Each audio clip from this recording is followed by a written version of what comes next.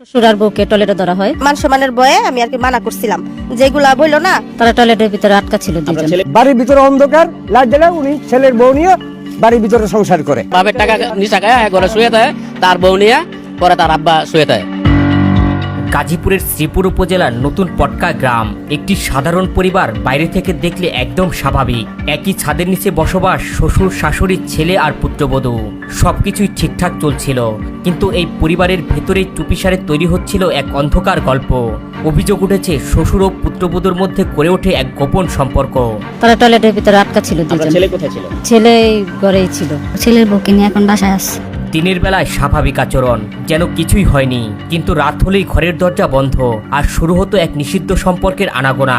স্থানীয়দের অভিযোগ, এই সম্পর্ক নতুন নয়, বরং দীর্ঘদিন ধরে চলছিল গোপনে। সবার অজান্তে একই বাড়ির ভেতরে চলছিল এই অস্বাভাবিক ঘটনা।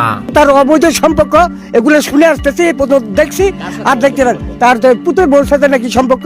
বাড়ির ভিতরে অন্ধকার লাইট দিলে উনি ছেলের বউ নিয়ে বাড়ির ভিতরে সংসার করে। ঘটনা মোড় নেয় এক রাতে। শাশুড়ি ওয়াশরুমে যাওয়ার জন্য দরজায় কড়া নাড়েন, দেখেন ভেতর থেকে দরজা লক করা। প্রথমে ভাবলেন হয়তো ভেতরে কেউ আছে, কিন্তু অনেকক্ষণ অপেক্ষা করার পরেও কোনো সাড়া নেই। তখনই সন্দেহ বাড়তে থাকে। তিনি জোরে জোরে দরজায় ধাক্কা দিতে থাকেন। অবশেষে দরজা খুলে যায়। তারপর চোখের সামনে এমন দৃশ্য যা কল্পনাতেও ছিল না।